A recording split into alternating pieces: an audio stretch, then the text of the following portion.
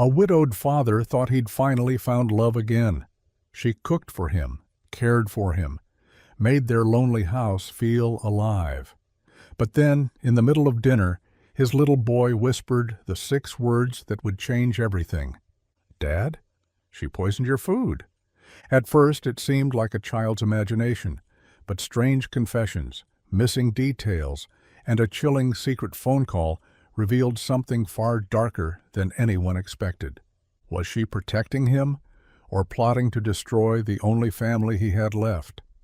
When love and trust turn deadly, can a son's courage be enough to save his father's life? Before we get into the story, comment below where in the world you are watching from today. The alarm clock wasn't necessary. Michael Turner's eyes opened at 5:30 sharp, same as they had every morning for the past 20 years.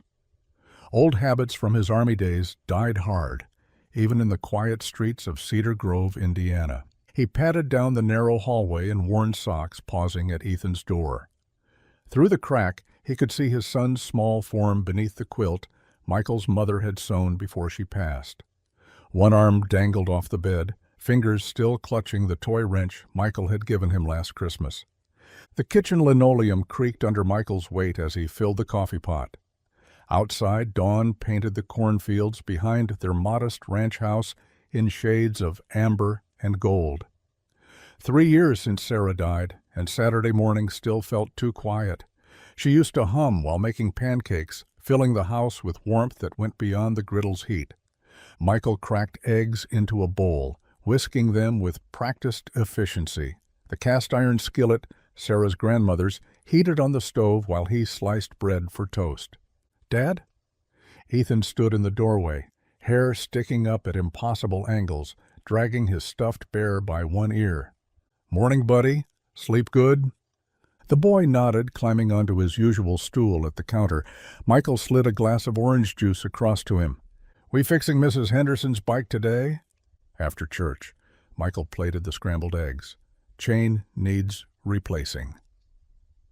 They ate in comfortable silence, Ethan swinging his legs beneath the stool. Michael caught himself memorizing the moment, the way morning light caught the copper in his son's hair, so much like Sarah's. The kid was getting taller. Those pajamas that fit perfect last month now showed his ankles. After breakfast, they headed to the garage, Michael's sanctuary. Tools hung in precise rows on pegboard walls. An old Chevy engine sat partially dismantled on the workbench. Ethan grabbed his smaller toolbox, a birthday gift, and followed Michael to Mrs. Henderson's rusty Schwinn. "See here?" Michael pointed to the worn chain links. "When metal gets tired, it stretches." Ethan peered closer, forehead wrinkled in concentration. "Like when my shoes get too small?" "Sort of." Michael ruffled the boy's hair. "Everything wears out eventually. Our job is keeping things running as long as we can." They worked side by side until Michael checked his watch. "Better get cleaned up for church." Ethan groaned but didn't argue. 20 minutes later, they walked the 4 blocks to First Methodist, Ethan's hand small and warm in Michael's calloused grip. The white steeple pierced the cloudless September sky. Cars already filled the gravel lot, mostly pickups and sensible sedans. Inside, the familiar scent of old wood and lemon polish wrapped around them. Michael nodded to the regulars, Jim Peterson from the hardware store, the Kowalski family who ran the diner. They settled into their usual pew, 5th row back on the left, same spot he'd shared with Sarah. Pastor Williams climbed the steps to the pulpit, his voice carrying easily through the sanctuary. "Before we begin, I'd like to introduce someone new to our congregation." A woman rose from the front row, mid-30s maybe. Chestnut hair fell in soft waves past her shoulders. She wore a modest blue dress that somehow made her stand out more, not less. "This is Linda. She's just moved here from Columbus and has graciously volunteered to help with our children's Sunday school program." Linda turned, offering the congregation a smile that reached her eyes. "Thank you all for the warm welcome. I'm excited to be part of this wonderful community." Her gaze swept the pews, pausing when it met Michael's. Just a heartbeat. but enough to make his chest tighten in a way it hadn't in 3 years. Ethan pressed closer to Michael's side. The service continued, but Michael found his attention wandering. When had he last noticed the way light filtered through stained glass? When had hymns last sounded like more than just words? After the final prayer, congregants filed toward the fellowship hall for coffee and donuts. Michael usually skipped the socializing, but Ethan tugged him toward the refreshment table. "Well, hello there." Linda stood beside them holding a paper cup of coffee. Up close, her eyes were the color of fresh honey. "You must be the mechanic Pastor Williams mentioned. Michael, right?" "Yes, ma'am." His voice came out rougher than intended. "Just Linda, please." She crouched to Ethan's eye level. "And who's this handsome young man?" Ethan stepped behind Michael's leg, peering out with one suspicious eye. "This is Ethan. He's a little shy." "Nothing wrong with that." Linda straightened, her smile never wavering. "I was shy at his age, too. Still am, really. Moving to a new town where you don't know anyone." She shrugged, vulnerability flickering across her features. "Cedar Grove's a good place," Michael heard himself saying. "People look out for each other here. That's what I'm hoping for." She glanced at her watch. "I should go help set up the classroom. It was nice meeting you both." She walked away, and Michael realized he'd been holding his breath. That evening, over spaghetti and meatballs, Michael watched Ethan push food around his plate. "Something wrong with dinner?" "No, sir." "You've been quiet since church." Ethan's fork clinked against his plate. "That lady was looking at you funny." "Linda?" She was just being friendly. The boy's jaw set in a way that reminded Michael painfully of Sarah. But he didn't press. Instead, they cleared the table together, washing and drying in practiced rhythm. Later, after tucking Ethan in, Michael sat on the porch with a beer, watching fireflies dance above the lawn. For the first time in 3 years, the evening didn't feel quite so empty. Wednesday's mail brought the invitation. Michael found it tucked between bills, cream-colored paper with Linda's neat handwriting. "Would love to have you and Ethan for dinner Saturday. Nothing fancy, just friends." Michael stared at the note while oil dripped from the Ford's engine above him. 3 years since anyone had invited him anywhere that wasn't a church potluck or school function. "What's that?" Ethan appeared beside the hydraulic lift. "Linda from church. She's invited us to dinner." The wrench in Ethan's hand stilled. "Do we have to go?" "It's polite to accept when someone's kind enough to cook for you." "We cook for ourselves fine." Michael slid out from under the car, wiping his hands on a rag already black with grease. "One dinner won't hurt." Saturday arrived too fast and not fast enough. Michael stood before his bedroom mirror, buttoning the blue shirt Sarah had bought him their last Christmas together. His fingers fumbled with the collar. "You look weird," Ethan announced from the doorway. "Thanks, buddy." "Your hair's all slicked." Michael ran a hand through it, messing it slightly. "Better?" Ethan shrugged and retreated to his room. When he emerged, he wore his school clothes, khakis and a polo shirt that made him look smaller, younger. "Ready?" "I guess." Linda's house sat on Maple Street, a tidy ranch with window boxes full of petunias. The smell of roast chicken drifted through the screen door. Come in, come in." Linda appeared in a simple green dress, flour dusting her cheek. "I'm running a little behind, but make yourselves comfortable." The living room felt lived in, but organized. Photos lined the mantel, though Michael noticed they were all landscapes, no people. A bookshelf held worn paperbacks and a collection of ceramic birds. "Ethan, I have something for you." Linda returned with a box of colored pencils. "Pastor Williams mentioned you like to draw." Ethan accepted them with a mumbled thanks, clutching them against his chest. The dining table was set with real china, not the paper plates Michael and Ethan used most nights. Roast chicken gleamed golden, surrounded by potatoes and green beans that actually looked appetizing. "This is too much," Michael protested. "Nonsense. I love cooking, just haven't had anyone to cook for." She served generous portions, even cutting Ethan's meat without being asked. "These are really good," Michael said, and meant it. The potatoes had some herb he couldn't identify, something that made them taste like a restaurant's. "Mom's recipe." Linda's smile faltered. "She passed last year, part of why I needed a fresh start." "I'm sorry." "It's all right." "Well, not all right, but—" She pushed beans around her plate. "You understand." He did. The divorce was finalized right after, 20 years of marriage, and he couldn't even wait until after the funeral to file papers. Her laugh held no humor. "Said he'd been unhappy for years. Funny how someone can hide that so well." Ethan's fork scraped against his plate, the only sound for several beats. "I'm talking too much about sad things." Linda brightened deliberately. "Ethan, what grade are you in?" "Second." "Do you like school?" "It's okay." "What's your favorite subject?" "Art." She leaned forward, genuinely interested. "What do you like to draw?" "Stuff." Michael shot him a look. "Ethan draws his mom sometimes. From photos." Linda's hand briefly covered Michael's on the table. "That's beautiful, keeping her memory alive." Ethan's chair scraped back. "May I be excused?" "We're not finished," Michael began. "It's fine, Linda smiled. "There's a swing set in the backyard if you'd like." Ethan disappeared through the sliding door without looking back. "I'm sorry, he's not usually—" "Michael, stop. He's protecting you. It's sweet, actually." She began clearing plates. "He sees a strange woman getting close to his dad. Of course, he's wary." They washed dishes together, Linda washing, Michael drying. Their movements found an easy rhythm, like they'd done this before. She told him about her job at the bank, her attempt at growing tomatoes that produced nothing but leaves. Normal things. Safe things.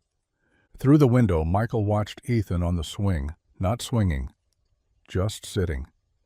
"I should get him home. School tomorrow." At the door, Linda surprised him with a hug.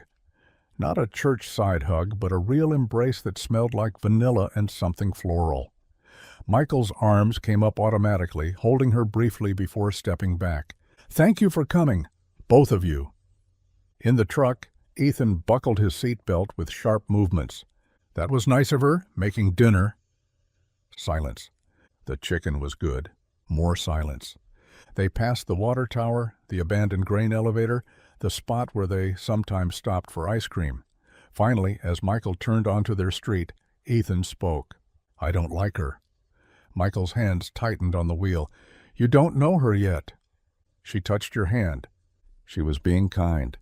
Mom was kind. The words hung between them like a blade. Michael pulled into their driveway, killed the engine. In the porch light, Ethan's face looked pale, scared. "Hey." Michael turned in his seat.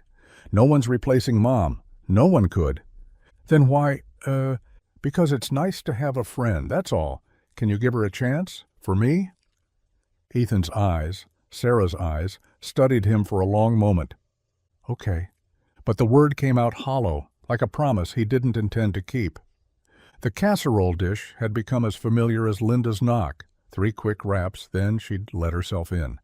6 weeks of this routine, and Michael's freezer held more homemade meals than he'd cooked in months. "Smells amazing," he called from beneath the kitchen sink, wrestling with a stubborn pipe. "Beef stew tonight. My grandmother's recipe." Linda's heels clicked across linoleum. "Where's Ethan?" "Homework." But Michael knew better. Ethan was hiding, same as every night Linda came over. The boy would emerge for dinner, eat in silence, then vanish again. "Fixed it." Michael slid out, wiping his hands on a rag. Linda had already set the table, their good plates, the ones Sarah had picked out years ago. A small ache bloomed in his chest. "Ethan, dinner." Footsteps dragged down the stairs. Ethan appeared in the doorway, shoulders hunched. "Hey, buddy." Michael squeezed his shoulder. "Linda made stew." They sat in their usual spots, Linda where Sarah used to sit, though Michael tried not to think about that. She ladled generous portions, steam curling up from the bowls. "I added extra carrots, Ethan. I remembered you liked them." Ethan stared at his bowl like it might bite him. Michael lifted his spoon, blowing on the hot liquid. The first taste would be perfect. Linda's food always was. Rich broth, tender meat, potatoes that melted on your... Dad, she poisoned your food. The words fell like stones into water. Michael's spoon stopped halfway to his mouth. Linda's ladle clattered against the pot. What? Michael's voice came out strangled. Don't eat it. She put something in it. Ethan's face was white, his small hands gripping the table edge. Linda's mouth opened, closed, opened again. A laugh escaped, high and brittle. That's... Ethan, that's not funny. I'm not joking. Michael lowered his spoon slowly, his pulse hammering. The stew suddenly looked different, darker somehow. Ethan, why would you say that? I saw her. Through the window. She put something in the pot when you were under the sink. I added salt. Linda's voice cracked. Just salt and pepper. Michael, you can't believe... She had a little bottle, a white bottle. That was vanilla. For the bread pudding I'm making for dessert. Linda pushed back from the table, tears starting. This is insane. Michael looked between them, his son's frightened eyes, Linda's shocked face, the cooling stew that might be fine or might be... His hand reached for his phone.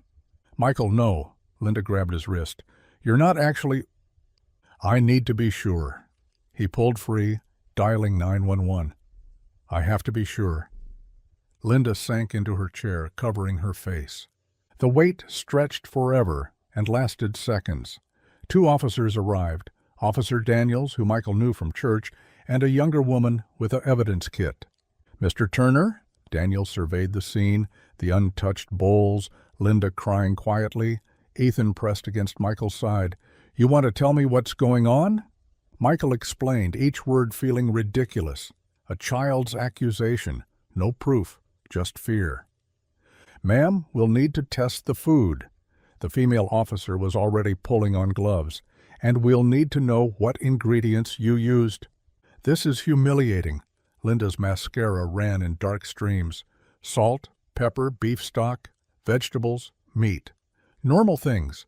Food I was making for people I care about. They took samples. Tested with small strips that changed colors.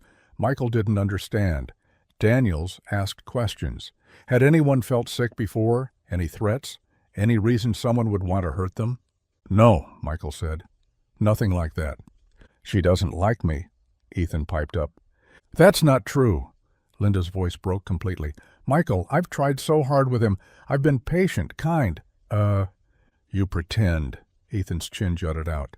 Ethan, enough. Michael's head throbbed. The tests came back negative. One by one, the strips showed nothing. No poison, no drugs, nothing but beef stew growing cold. Looks clean, Daniel said carefully. But if you're still concerned, you could have it tested at a lab. He's not concerned. Linda stood, wrapping her arms around herself. He knows I would never... She broke off, fresh tears coming. The officers gathered their kit. Daniels pulled Michael aside at the door. Kids sometimes say things. Jealousy, fear of change. My daughter accused my new wife of stealing once. Turned out she'd hidden her own toys to get attention. Michael nodded numbly. But, Daniels lowered his voice, trust your gut. If something feels wrong, don't ignore it. After they left, the kitchen felt too small. Linda sat in the living room, shoulders shaking. Ethan stood frozen by the stairs. Go to your room. Dad? Now. Ethan fled upstairs. Michael heard his door close, not quite a slam. He found Linda on the couch, knees drawn up like a child herself. I should go, she whispered. Linda, your son thinks I'm trying to kill you. How do we come back from that? Michael sank down beside her, head in his hands. The evening stretched ahead, full of questions he couldn't answer.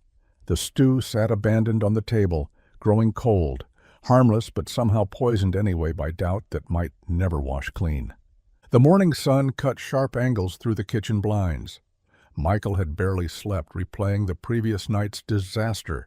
He'd called Linda at 7, asked her to come over while Ethan was at his Saturday morning art class. She arrived looking fragile, dark circles under her eyes. No makeup today, her usual polished appearance replaced by jeans and an old sweater. Coffee? He gestured to the pot. Just answers. She sat at the table, the same table where everything had fallen apart. Are you going to ask me to stay away? Michael poured 2 cups anyway, buying time. Linda, I need to understand what happened. Your son accused me of attempted murder. What's to understand? He's 8. He gets things mixed up sometimes. Michael sat across from her. But he was so certain, so scared. Linda's fingers wrapped around the warm mug. For a long moment she said nothing. Then her shoulders began to shake. I did put something in your food. Michael's blood turned to ice. Not poison. She looked up, tears streaming. Your blood pressure medicine. What? The little white pills in your medicine cabinet. You never take them. I've watched you for weeks. You fill the prescription, but the bottle stays full. She wiped her face with her sleeve. My father died of a stroke at 55, same age as you. He ignored his medication, too. Michael stared at her. You've been drugging me? Helping you! God, Michael, do you know what your blood pressure was at the church health fair? 160/95. That's stage 2 hypertension. Fresh tears came. I couldn't watch another man I care about die from stubbornness. That wasn't your choice to make. I know it was wrong, but I panicked. You get these headaches, your face gets so red when you work on cars. All the signs were there. She pushed the coffee away. I crushed half a pill, just half, mixed it in when I cooked. I thought if your numbers improved at your next checkup, you'd start taking them yourself. Michael's anger deflated into something more complicated. Linda, that's completely inappropriate. I know. And dangerous. What if I'd had a reaction? It's the same medicine you're prescribed. I checked the bottle 3 times. She met his eyes. I'm not some crazy person, Michael. I'm a woman who lost her father and saw the same thing happening again. He rubbed his face, exhaustion pulling at him. She'd crossed a line, absolutely. But looking at her now, vulnerable, terrified of losing him, he saw not malice, but misguided love. Ethan must have seen me through the window, she continued, crushing the pill, putting it in. To a child, that would look like poison. I'm so sorry. I'll understand if you never want to see me again. Michael reached across the table, took her hand. What you did was wrong. I know. But I understand why. He squeezed gently. My wife used to hide vegetables in my meatloaf, said if she didn't trick me into being healthy, I'd die of bacon consumption. A watery laugh escaped Linda. She sounds smart. She was. Michael stood, pulled Linda up into a hug. No more secrets, no more sneaking medicine. If you're worried about my health, you talk to me. I promise. She pressed her face against his chest. I'm sorry I scared Ethan. I never meant... I know. I'll talk to him. That evening, after Linda had gone home, Michael found Ethan building Legos in his room.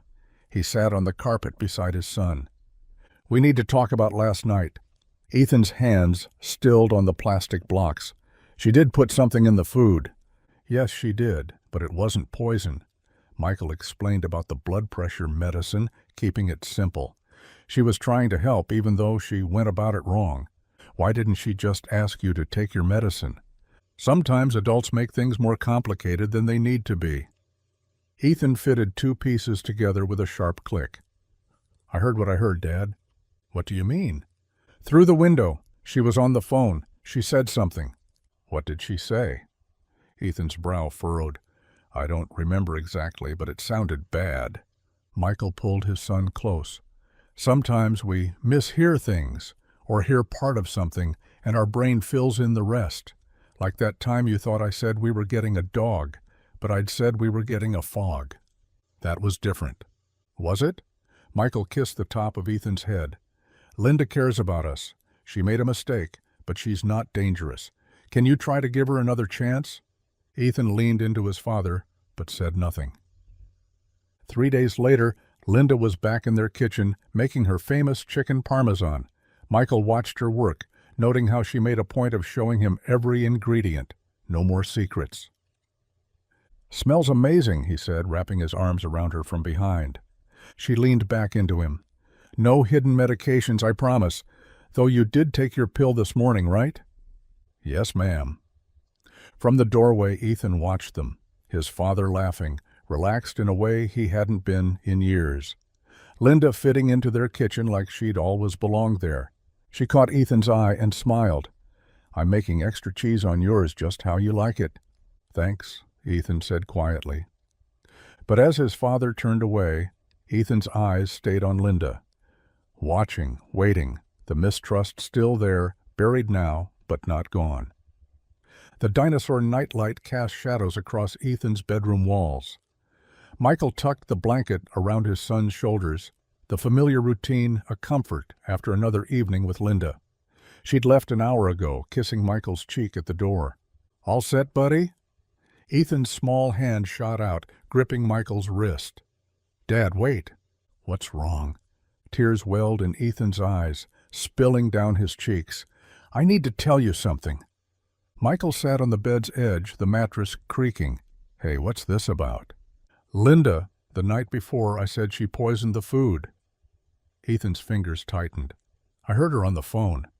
We talked about this. Sometimes we mishear." She said, "He won't last long now." The words tumbled out between sobs. "She was in the backyard. I heard her through my window." Michael's stomach clenched. Maybe she meant something else. Could have been talking about anyone. "She was looking at our house when she said it." "Ethan." "I'm not lying." The boy's whole body shook. "Why won't you believe me?" Michael pulled his son against his chest, feeling the rapid heartbeat through thin pajamas. "I believe you heard something. But there could be lots of explanations. Maybe she was talking about her car not lasting long, or a plant dying, or—" "It wasn't about a plant." Ethan's voice came muffled against Michael's shirt. Okay, I hear you." Michael stroked his son's hair, the fine strands still baby-soft. "Try to sleep now. Everything's going to be fine." But long after Ethan's breathing deepened into sleep, Michael remained frozen on the bed. The words echoed, "He won't last long now." The porch boards were cold under Michael's bare feet. He sat in the old rocker, a beer untouched in his hand, watching moths circle the porch light. The night pressed in, thick with cricket song and doubt. 3 years since Sarah died. 3 years of being everything to Ethan, mother, father, protector. Then Linda appeared, bringing warmth back into their cold house, her laugh filling empty spaces, her perfume replacing the lingering scent of grief. But Ethan had never warmed to her. Kids had good instincts about people, Sarah always said. Dogs and kids, they knew. He won't last long now. Michael took a swig of beer, warm and flat. Could mean anything. Linda's ex-husband, maybe. She'd mentioned him once, bitter divorce, ugly custody battle, or her father's illness, or a dozen other things that had nothing to do with Michael. The screen door creaked. He half expected Ethan, but only darkness stared back. By noon the next day, Michael had convinced himself he was being paranoid. Then Linda's car pulled into the driveway, and his chest tightened. "Brought lunch." She carried a basket, sundress swaying around her knees. "Figured you'd forget to eat again." "You didn't have to." "Oh, nonsense. Can't have you wasting away." She kissed him, her lips soft, familiar now. Where's Ethan? Reading in his room. In the kitchen, she unpacked containers, potato salad, fried chicken, coleslaw, all his favorites. She moved around his space with easy familiarity, knowing which drawer held the good forks, where he kept the napkins.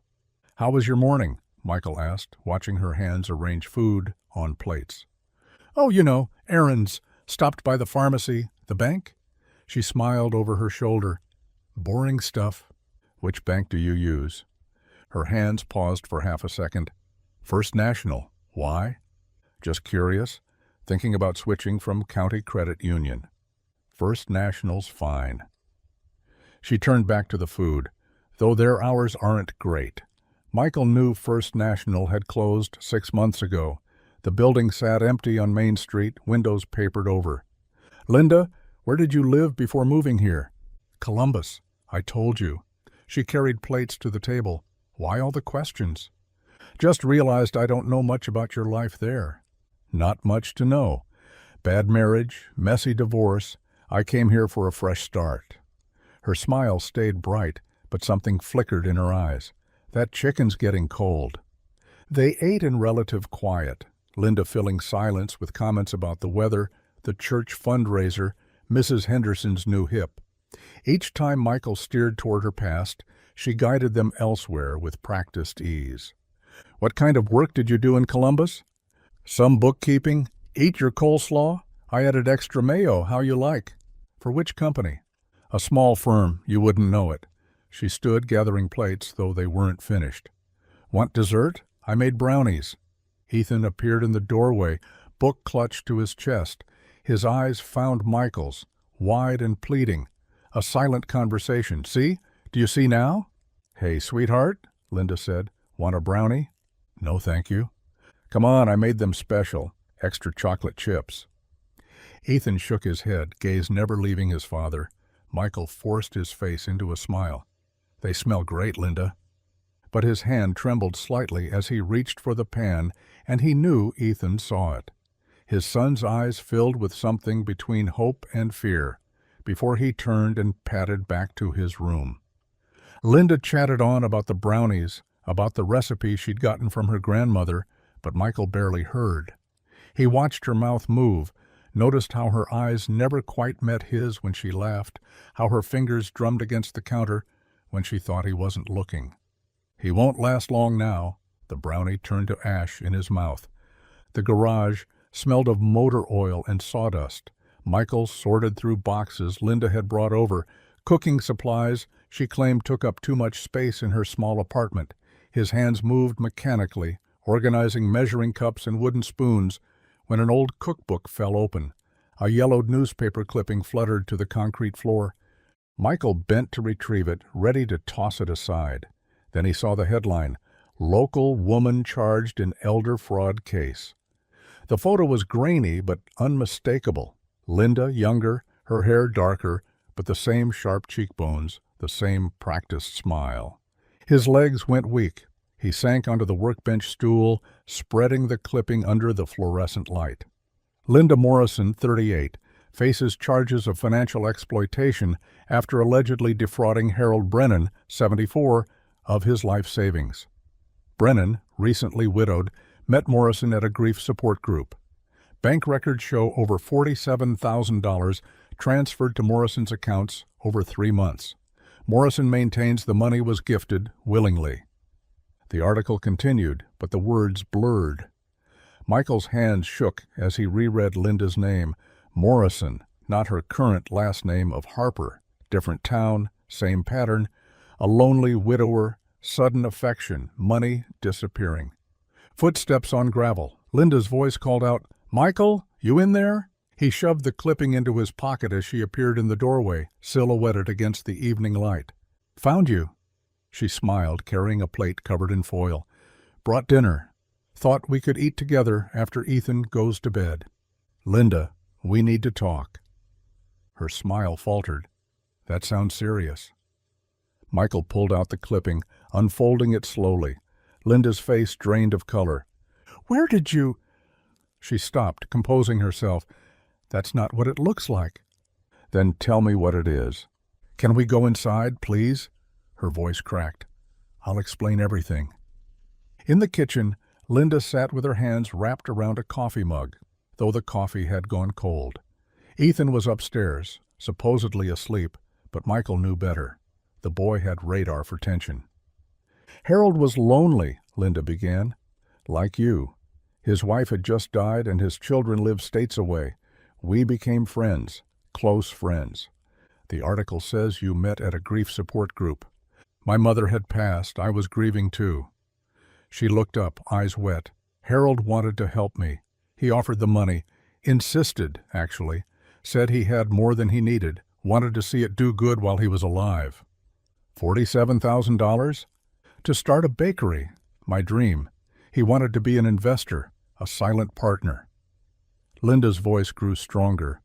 "But when his daughter found out, she went crazy. Accused me of manipulating him. The charges were dropped, Michael. Completely dropped." "Why didn't you tell me?" "Because of that look." She pointed at his face. That doubt. I've been running from that story for 5 years. Every time someone finds out, I become the villain, the gold digger, the predator. Michael wanted to believe her. The tears looked real, the pain genuine. But Ethan's words echoed. He won't last long now. I changed my name legally, Linda continued. Harper was my grandmother's maiden name. I just wanted to start fresh. Then I met you, and I thought maybe, finally. She pushed back from the table. But it's happening again, isn't it? Someone's poisoned you against me. No one's poisoned. Michael caught himself at the word choice. Ethan has, though. That boy's hated me from day one. Linda's tears dried, replaced by something harder. He doesn't want anyone replacing his mother. Don't bring Ethan into this. He's already in it, Michael. Those accusations about poison, now you're digging through my things. She stood. I opened my heart to you, cooked for you, cared for you, loved you, and this is what I get? She grabbed her purse, heading for the door. Linda, wait. I need space to think. She paused at the threshold. When you decide whether you trust me or not, you know where to find me. The door closed with controlled precision, not a slam. Linda never slammed doors. Everything calculated, measured. Michael climbed the stairs slowly. Ethan's door was cracked, a sliver of nightlight visible.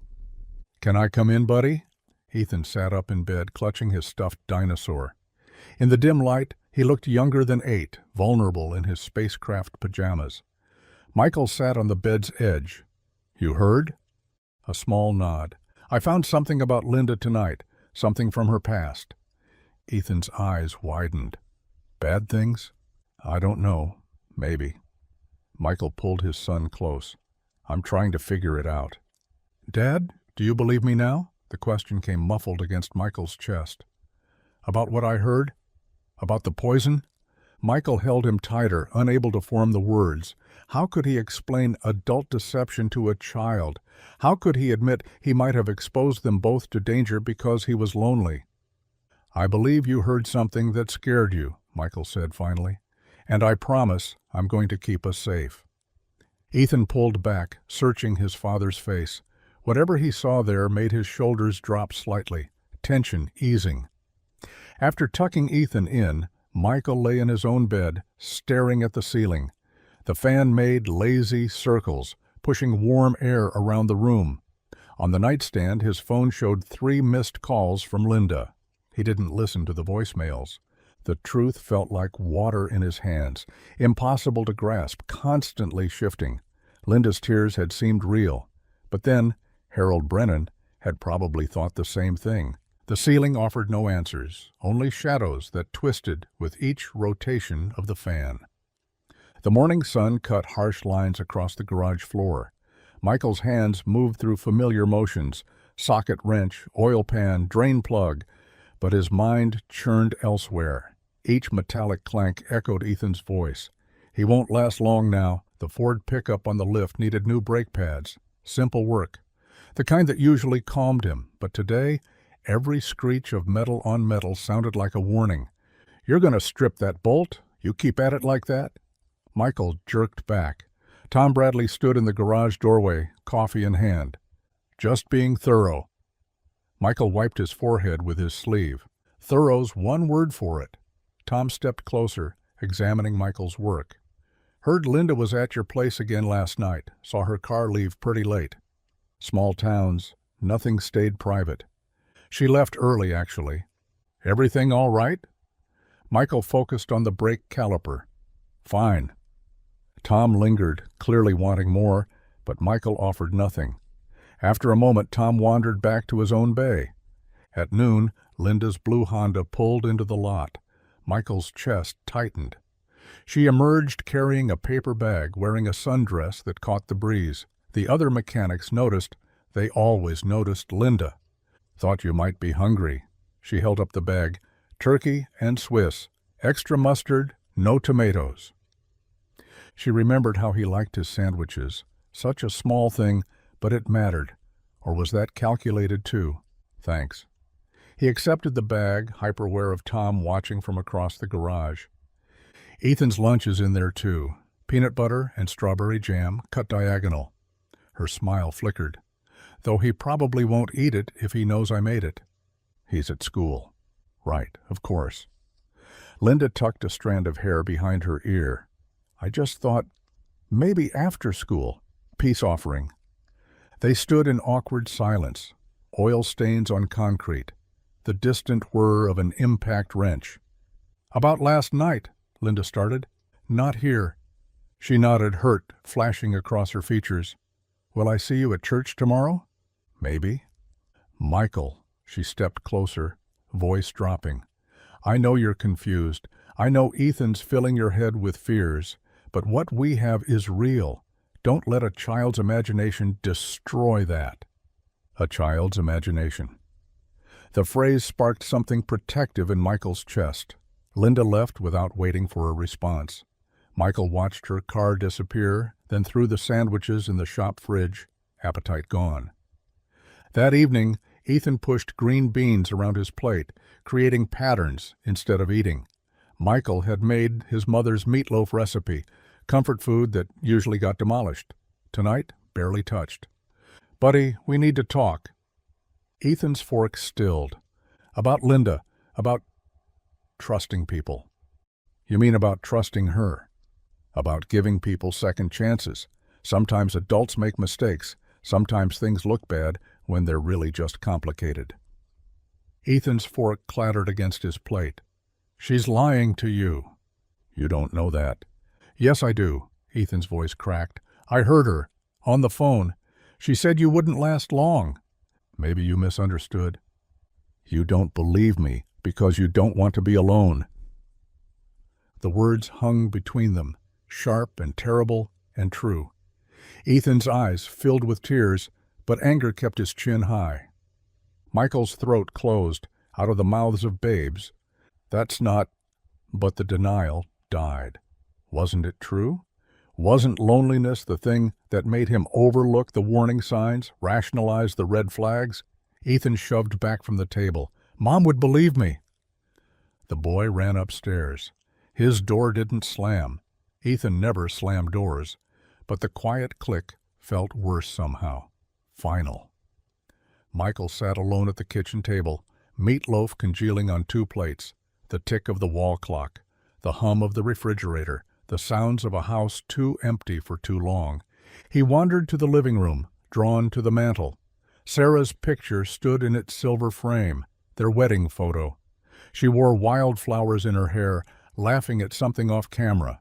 Forever 28, forever radiant, forever gone. What would you tell me to do? The photo offered no answers, but Michael knew. Sarah had always trusted Ethan's instincts, even when he was tiny. Children see truth, she'd said once, watching 3-year-old Ethan refuse to pet the neighbor's dog that later bit a postal worker. They haven't learned to ignore their gut yet. Michael traced the frame's edge. Sarah would believe Ethan. No hesitation, no doubt. She'd pack their bags and leave town if she thought their son was in danger. But Sarah had never spent 3 years alone. Never went to bed in an empty room, waking to reach for someone who wasn't there. Never sat through couples' dinners as the odd number, the reminder of mortality. Everyone tried not to see. Linda made him feel alive again, wanted. Like maybe 52 wasn't too late to start over. But at what cost? Upstairs, Ethan's room was quiet. Michael pressed his palm against the closed door, feeling the weight of failing the one person he'd sworn to protect. What would you tell me to do? He whispered again. This time he thought he knew. Sunday morning arrived too bright, too cheerful for the knot in Michael's stomach. Linda waited by his truck in a yellow sundress, her smile radiant as always. There are my boys. She kissed Michael's cheek, ruffled Ethan's hair. The boy ducked away. The drive to church stretched long. Linda filled the silence with chatter about the weather, the new flowers planted outside the fellowship hall, anything but the tension coiled between them like a spring. Inside, she chose their usual pew, third from the front, left side. Michael noticed how she positioned herself between him and Ethan, her hand finding Michael's during the opening prayer. Her fingers were cold. Linda's voice soared during Amazing Grace, clear and confident above the congregation. She knew every word without looking at the hymnal, swaying slightly, lost in worship or performance. Michael couldn't tell anymore.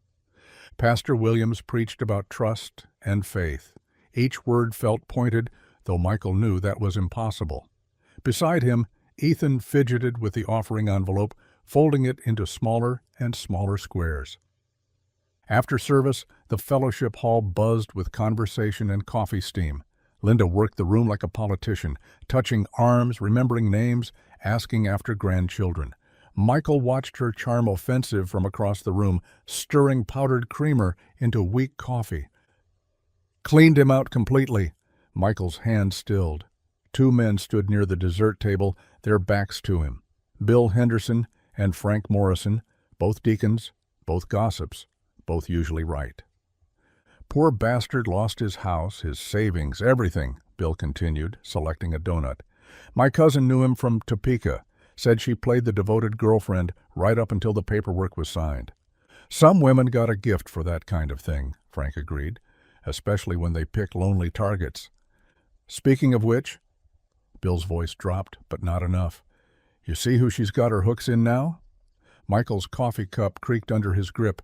Frank turned, caught Michael's eye. His weathered face shifted from surprise to something like pity. He nudged Bill, who glanced over and had the decency to look embarrassed. Frank approached, leaving Bill to study the donuts with sudden intensity. Michael, Frank's voice was quiet, careful. Good sermon today. Yeah? Frank glanced toward Linda, now laughing with the choir director. You know, sometimes the Lord puts people in our path to test us, test our judgment, our ability to protect what matters. Frank, I'm not saying nothing specific. The older man's eyes flicked to where Ethan sat alone, reading a children's Bible. Just that a wise man listens to all the voices God sends him, even the small ones. Linda's laugh carried across the room, bright as brass. You take care, Michael. Frank squeezed his shoulder and moved away. Michael stood frozen, coffee growing cold in his hand, watching Linda work the room. She caught his eye and winked, blowing a kiss. Several women giggled. Such a lovely couple, they probably thought. Such a blessing after his tragedy. Can we go? Ethan appeared at his elbow, tugging his sleeve. Linda wants to... I know. The boy's shoulders sagged. At home, Linda commandeered the kitchen with practiced efficiency. You boys just relax. Sunday dinner is my treat. She'd brought groceries. A whole chicken, fresh herbs, vegetables Michael didn't recognize. The kitchen filled with savory smells that should have been comforting, but felt like an invasion. Ethan sat at the table, homework spread before him, though his pencil never moved. Michael pretended to read the newspaper, the words blurring together. Ethan, honey, would you set the table? Linda's voice was sugar-sweet. Yes, ma'am.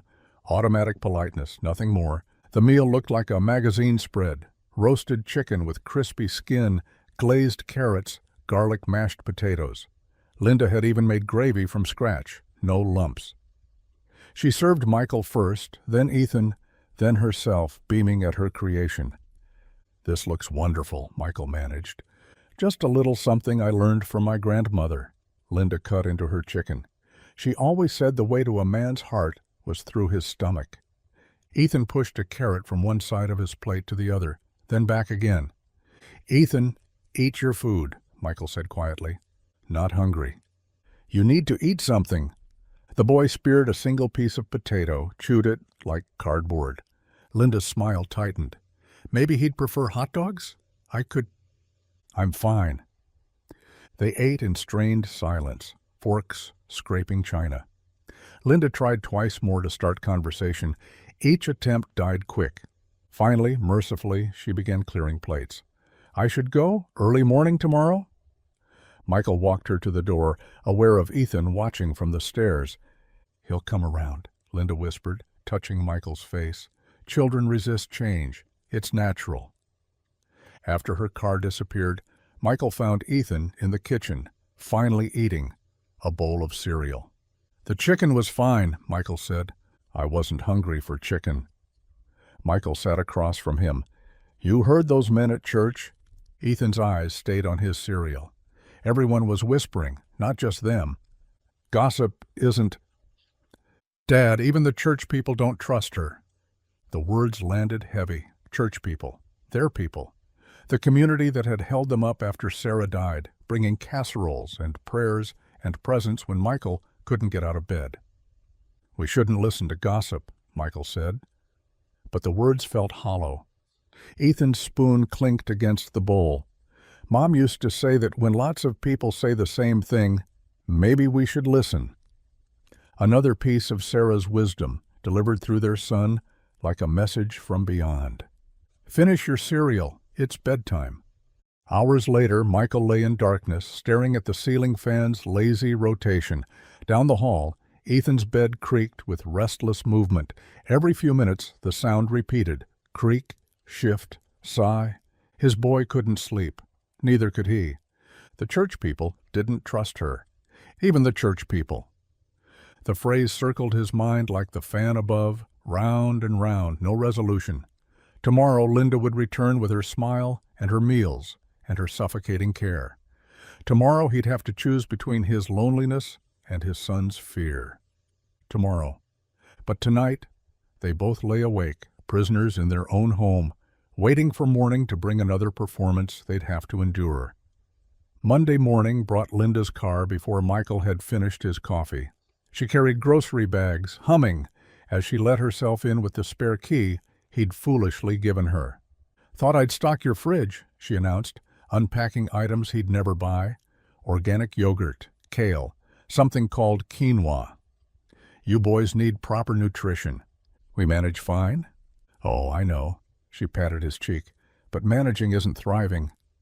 By Tuesday, she'd reorganized his garage. Tools he'd kept in the same spots for 20 years suddenly lived in labeled containers. His father's old wrenches hung on pegboard in size order. "More efficient," she explained when he stood bewildered in his own workspace.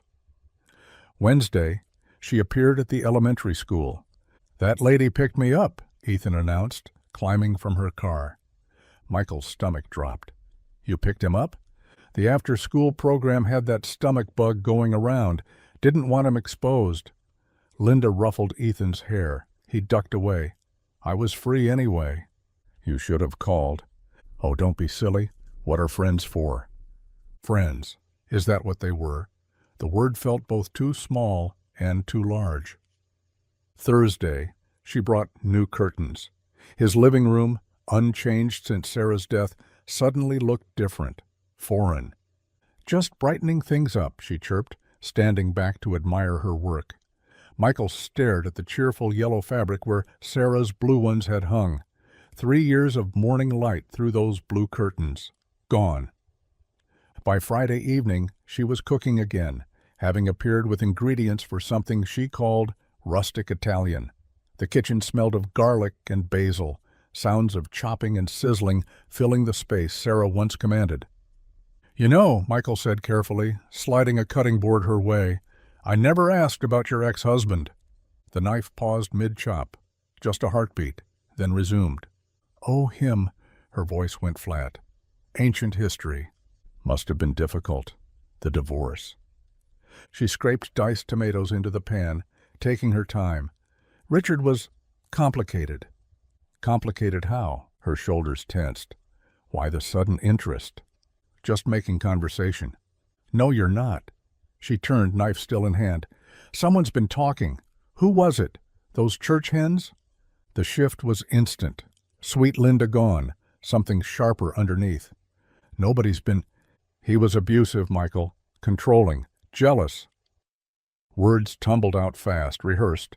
"He spread lies about me to anyone who'd listen. Said I stole from him. Can you imagine? After everything I endured?" Her eyes welled with tears that appeared too quickly. "I'm sorry. I didn't mean to upset." "He turned everyone against me. My own family believed him." She dabbed her eyes with a dish towel. That's why I moved here. Fresh start. I thought maybe this time. She let the sentence dangle, a hook waiting for him to bite. Linda, I should go. She untied the apron. Sarah's apron, he realized with a jolt. When had she started wearing that? I've overstayed my welcome. You don't have to leave. But she was already gathering her purse, her coat, moving in quick, wounded movements. The sauce just needs to simmer. 20 minutes. The door closed hard enough to rattle the frame. Michael stood in his rearranged kitchen, wearing stranger's curtains, stirring sauce he hadn't asked for. She's gone? Ethan stood in the doorway, backpack still on. Yeah. Good. Ethan.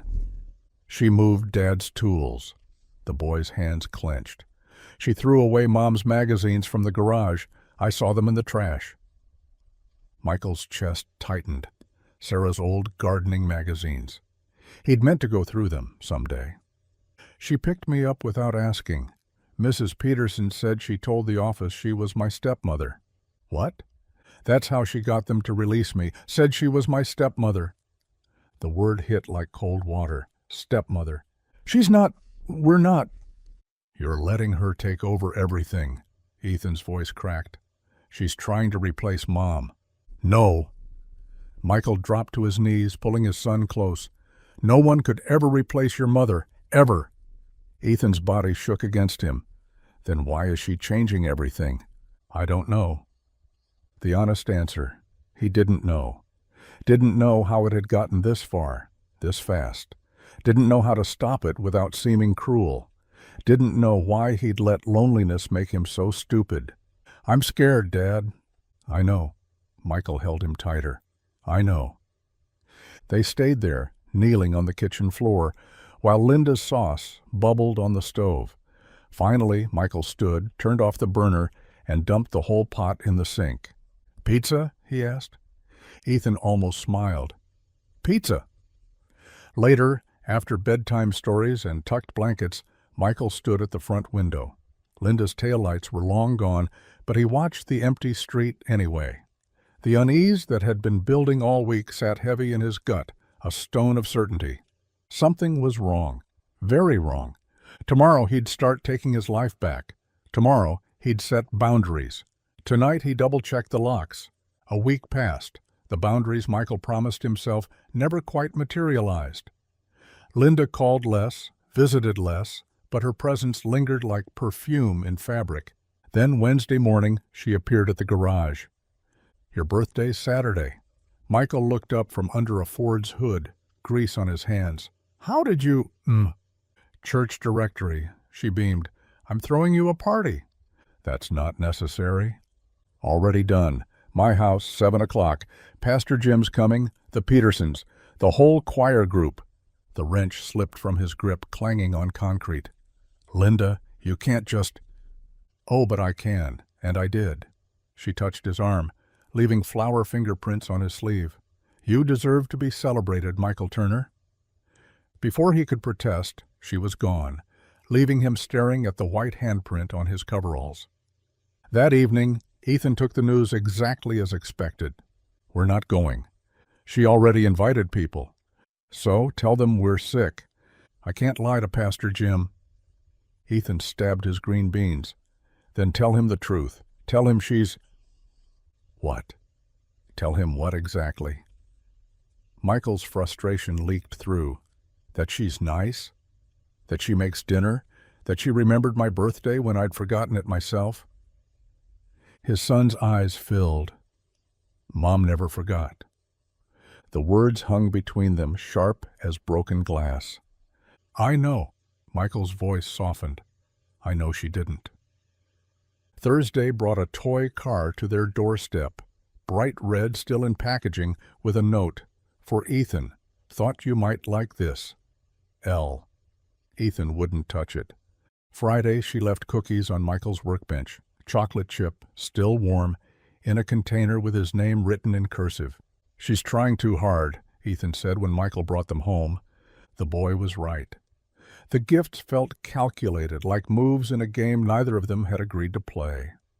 Saturday arrived gray and drizzling.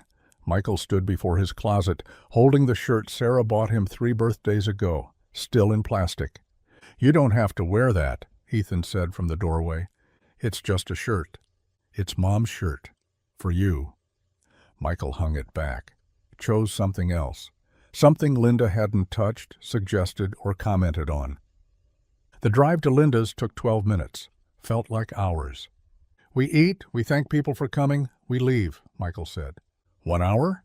1 hour. But Linda's house glowed like something from a magazine. Candles everywhere, on tables, mantels, windowsills. Jazz played softly from hidden speakers. The dining room table wore a burgundy cloth Michael recognized from the church storage.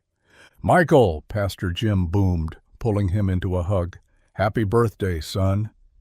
The Petersons were there, the Hendersons, even old Mrs. Chen from the choir, all smiling, all comfortable, all acting like this was normal, like Linda had always been part of their life. "Ethan!" Linda swept toward them, wearing an apron that said "Kiss the Cook" in glittery letters. "I saved you a special seat right next to your dad." The boy pressed closer to Michael's leg. "Thank you," Michael managed, "for all this." "Look at the cake," Mrs. Peterson gushed. "Linda made it from scratch. 3 layers, chocolate, buttercream roses. 'Happy birthday, Michael,' in perfect script." "It's too much," Michael said. "Nothing's too much for you." Linda squeezed his hand, holding on a second too long. Dinner unfolded in waves. Pot roast so tender it fell apart at a fork's touch. Mashed potatoes whipped with actual cream. Green beans with almonds, glazed carrots, fresh rolls. "This is incredible," Pastor Jim said, raising his water glass. "To Linda, for bringing us together. And to Michael, may this year bring you joy you haven't even imagined yet." Everyone raised glasses. Even Ethan lifted his milk, though his hand trembled. "Ethan," Linda's voice went soft, "I heard you got an A on your science project." The table turned to look. "The volcano?" Mrs. Chen asked. "I heard it was spectacular." Ethan nodded, color rising in his cheeks. "Smart like his dad," Linda said. "You should be proud, Michael." "I am." Michael touched his son's shoulder. "Always." Something shifted in Ethan's face. Not quite acceptance, but maybe less resistance. When Linda brought out the cake, the whole room sang. Michael hadn't been sung to in 3 years. The candles blurred through unexpected moisture in his eyes. "Make a wish," Linda whispered. He closed his eyes, wished for clarity, for safety, for wisdom. The cake was perfect, of course it was. As guests filtered out, hugging and well-wishing, Linda packed leftover cake in containers. "For your lunch this week," she said. "Thank you." Michael meant it. Despite everything, despite the doubts and fears, tonight had been nice. This was really something. "You needed this." She touched his face briefly. "You needed to remember. You're worth celebrating." Ethan tugged Michael's sleeve. "We should go." "Of course." Linda knelt to Ethan's level. "Thank you for coming. I know this was hard." Ethan studied her face for a long moment, then, surprising everyone including himself, stepped forward and gave her a quick, awkward hug. "Thank you for the party," he whispered. Linda's eyes widened, then softened. "Oh, sweetheart." In the truck, driving home through drizzle that had turned to rain, Michael glanced at his son. "That was nice, what you did." Ethan stared out the window. "Mom said to always say thank you, even when you don't mean it." The words should have stung. Instead, they made Michael grip the wheel tighter. Even trying to be polite, his son was still warning him. The juice sat on the kitchen counter, condensation beading on the mason jar's sides. Linda had pressed it into Michael's hands at the door. "Fresh apple cider from the farmer's market. Save it for tomorrow's breakfast." Michael's phone buzzed. Jim Henderson's name flashed across the screen. "I'll be right back," he told Ethan, stepping onto the porch. "Don't eat any more cake." Jim wanted to talk about covering Michael's shift Monday. His wife needed surgery, nothing serious, but still. Michael listened, offered to take the whole week if needed. That's what neighbors did. Inside, Ethan stood on tiptoes, reaching for a glass. The cake had been sweet, too sweet. His mouth felt sticky, coated. The apple cider gleamed amber in the kitchen light. Just a sip. Dad wouldn't mind. The juice tasted wrong immediately, not spoiled, something else, like medicine hidden in honey. Ethan set the glass down, confused. His stomach twisted. "Dad?" Michael was still outside, phone pressed to his ear, back turned. The twist became a knot, then fire. "Dad!" The glass slipped from Ethan's hand, shattering on linoleum. Michael burst through the door, phone clattering, forgotten. Ethan doubled over, arms wrapped around his middle. His face had gone gray-white, the color of old dishwater. "My stomach." Michael scooped him up. 8 years old, but light as bird bones in his arms. The truck keys hung by the door. Hospital was 7 minutes if he ran the lights. He ran the lights. "Stay with me," Michael's voice cracked. "Just breathe." Ethan curled tighter, whimpering. Not crying, he was trying so hard not to cry. The ER doors slid open to fluorescent brightness. A nurse took one look and wheeled a gurney over. What happened? He drank something. Juice, apple cider. Michael's words tumbled out. Started right after. They whisked Ethan away. Forms appeared in Michael's shaking hands. Medical history, allergies, insurance cards he fumbled from his wallet. "We need to run tests," Dr. Patel said. Young, serious, kind eyes. "You said apple cider?" "From a friend, homemade."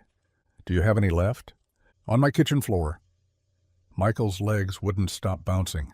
Will he be? "We're taking care of him." Waiting rooms were designed by someone who'd never waited for news about their child. The chairs too stiff, the magazines 3 years old, the coffee machine broken. Michael paced, sat, paced again. His phone buzzed. "Linda." "How was the ride home?" He didn't answer. "Michael, everything okay?" The phone rang. He declined the call. "I'm worried. Please just let me know you got home safe." 2 hours. Felt like 20. Dr. Patel returned, clipboard in hand. "He's stable, dehydrated, but stable." Michael's knees nearly buckled. "We found something in his blood work." The doctor's voice stayed carefully neutral. "Ipecac. It's an emetic. Makes people vomit. Old remedy, not used much anymore. Not lethal in this dose, but definitely not something that belongs in apple cider." The room tilted.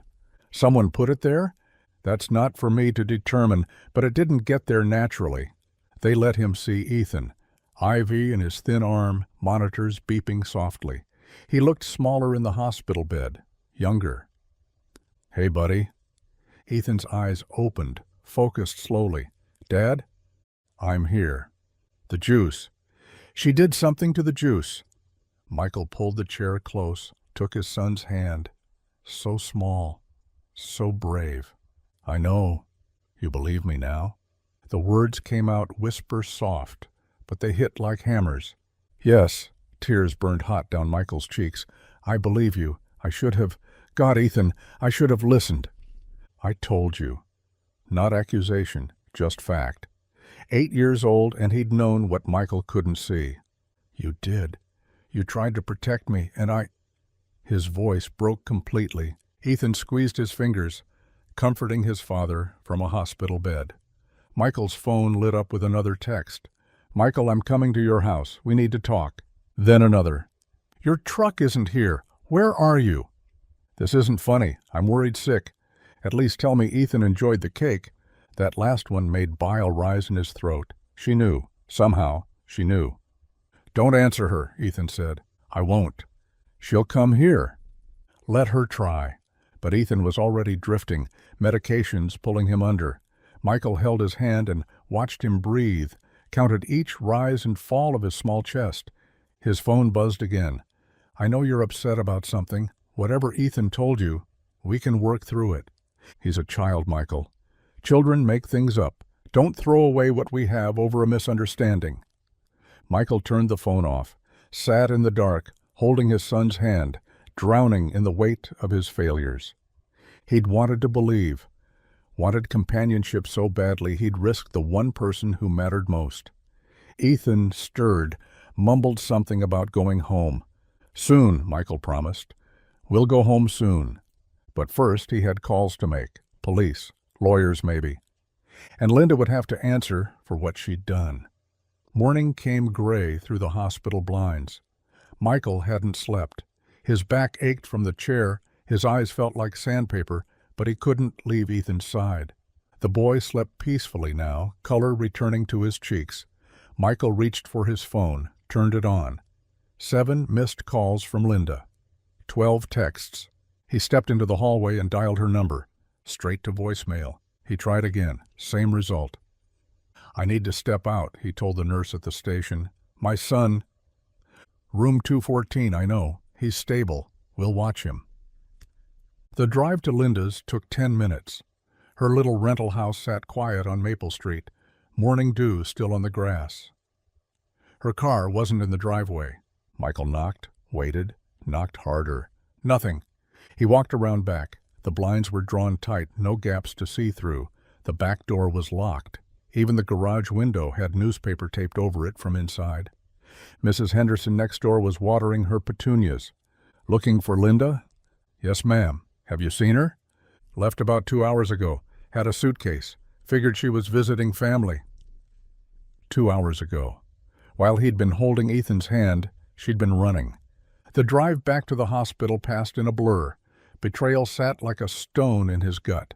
Not just that she'd hurt them, but that she'd fled. No explanation, no denial, just gone. Ethan was awake when he returned, picking at the bland hospital breakfast. "Did you find her?" Michael shook his head. "She ran away." "Yeah." Ethan pushed scrambled eggs around his plate. "I tried to tell you." Michael sat on the bed's edge, careful of the IV line. "You did. And I—" The words stuck in his throat. "I'm sorry. I should have believed you, should have protected you better. You wanted someone." The simple truth of it knocked the wind from him. 8 years old, and Ethan understood what Michael had barely admitted to himself. "Not more than I want you safe. But you were lonely." Michael pulled his son close, mindful of the tubes and wires. "Never lonely enough to risk you. Never again." The nurse came in, checked vitals, smiled at them both. "Looking much better this morning. Doctor thinks we can discharge this afternoon if everything stays stable." "He'll be okay?" "Full recovery. Kids bounce back fast. The dose wasn't enough to cause permanent damage, thank God." Thank God. Michael had been doing a lot of that through the night. Officer Daniels arrived after lunch. Same cop who'd tested the food weeks ago. He looked tired, apologetic. "Mr. Turner? Heard about your boy. How's he doing?" "Better. They found Ipecac in his system." Daniels pulled out a notebook. "Tell me everything." Michael did. The birthday dinner, the juice, Ethan getting sick, Linda disappearing. "We'll check her house, but if she's gone—" Daniels shook his head. "Without the actual juice to test, without her here to question, it's difficult.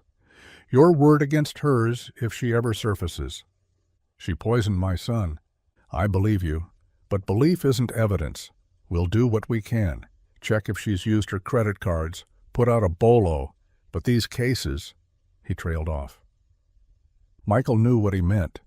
Domestic disputes. He said, she said. No witnesses except an 8-year-old boy. "We'll file the report," Daniels continued. "Document everything. If she comes back—" "She won't. If she does, call immediately. Don't confront her yourself." After Daniels left, Michael sat in the quiet room. Ethan dozed, exhausted from the ordeal. The monitors beeped steadily. Somewhere down the hall, a baby cried. He thought about Linda's tears when Ethan first accused her, the way she'd confessed to crushing blood pressure pills, just enough truth to sell the lie, how she'd worked her way into their lives, patient as a spider. "Dad?" Ethan was watching him. "Yeah, buddy? What if she comes back?" "She won't get near you, I promise. You promised we were safe before." The words cut deep because they were true. "I know. I messed up. But I learned from my mistakes." Ethan studied his face, then nodded. Old eyes in a young face. The afternoon stretched long. Discharge paperwork, pharmacy instructions, warning signs to watch for. Michael took notes, asked questions, made sure he understood everything. As the sun set, they finally headed home. Ethan curled in the back seat, wrapped in a hospital blanket. Michael drove carefully, checking mirrors more than necessary. Their house felt different, violated. Linda's presence lingered, the vase she'd brought, the cookies still on the counter, that damned juice glass still on the kitchen floor where he'd dropped it. He settled Ethan on the couch with cartoons and called his boss. Needed a few days off. Family emergency. Then he went through the house, gathering every trace of Linda. The vase, the cookies, a scarf she'd left, the cookbook with the newspaper clipping. All of it went into a garbage bag. Night fell. Ethan slept. Michael sat in the living room watching the doors, fighting to stay awake. The ceiling stared back at him, white and blank as his understanding of how he'd let this happen. He'd been the grown-up, the protector, the one who should have known better. Now his son was recovering from poison meant for him, and the woman who'd done it was gone like smoke. He'd failed at the most basic duty of fatherhood, keeping his child safe. The weight of it pressed down, heavy as grave dirt. But beneath the guilt, something else stirred, resolve, hard as iron. Linda was gone, but Michael was still here, still Ethan's father, and he would never, ever let anyone hurt his boy again. The drive home stretched longer than the 15 minutes it took. Every red light made Michael's hands tighten on the wheel. Every car that followed too close sent his pulse racing. Ethan sat silent in the back seat, the hospital bracelet still on his thin wrist. "Almost home, buddy." Ethan nodded, eyes fixed on the window. His reflection looked ghostly in the glass. Their street appeared unchanged. Mrs. Henderson watering her roses, the Patterson kids playing basketball. Normal life continuing, while theirs had cracked wide open. Michael parked, helped Ethan out. The boy's legs wobbled slightly. "I got you. I can walk." But Ethan let Michael guide him anyway. One hand on his shoulder. The front door stuck like always. Michael jiggled the key, pushed with his shoulder. The familiar resistance felt wrong now. Everything felt wrong. Inside, afternoon light slanted through windows, illuminating dust motes. The house smelled like the breakfast they'd never finished 2 days ago. Coffee gone cold, toast abandoned. Ethan headed for the couch, moving like an old man. Michael grabbed pillows, the quilt his mother had made, tucked them around his son until only Ethan's face showed. "Too much?" "It's good." But Ethan's hand snaked out, grabbed Michael's wrist, held tight. "Not going anywhere, just making you something to eat." The grip loosened reluctantly. In the kitchen, Michael surveyed the damage. Linda's juice glass had shattered when he'd dropped it. Amber liquid pooled and sticky on the linoleum. He grabbed paper towels, bleach, scrubbed until his hands burned. The pantry yielded chicken noodle soup, saltines. Simple things, safe things. He heated the soup slowly, testing the temperature 3 times before bringing it to Ethan. "Not hungry." "Few bites. Doctor said you need to eat."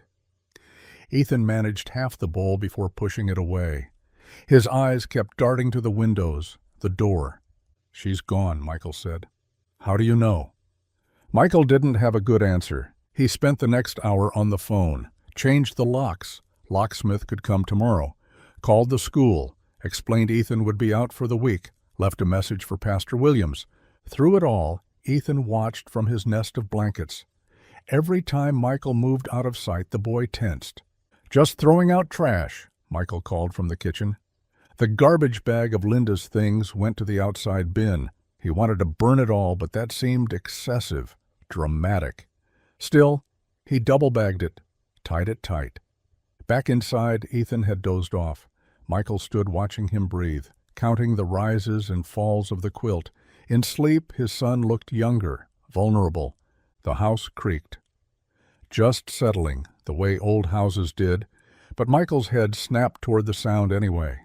His heart hammered until he identified the source, wind through the oak tree, branch scraping the roof. This was their home, their safe place. Linda had poisoned that too, Evening came early, October stealing daylight. Michael turned on every lamp, pushing shadows back. Started dinner, more soup, grilled cheese. Comfort food his wife used to make when one of them was sick. Ethan woke when the sandwich sizzled in the pan. Smells good? Your mom's recipe. They ate in the living room, TV murmuring in the background. Neither really watched. Ethan picked at his sandwich, managed most of the soup. Color was returning to his cheeks. Dad? Yeah? I don't want her to hurt you, too. The words hung between them. Michael set down his plate, knelt in front of the couch so they were eye level. Look at me. Ethan did, those serious brown eyes still holding fear. I'm not going anywhere, neither are you. We're safe now. But what if... No what ifs. I messed up. I didn't listen when I should have. But I'm listening now, and I will never let anything happen to us again. You hear me? Ethan nodded slowly. I need you to believe that. I'm trying. Michael pulled him into a hug, felt the bird bones of his shoulders, the rabbit-quick heartbeat. We're okay. We're going to be okay. They stayed like that until full dark fell. Then Michael made his rounds. Front door, locked, deadbolt thrown. Back door, same. Windows, latched, curtains drawn. He checked them all twice, then once more for good measure. The basement door got a chair wedged under the handle.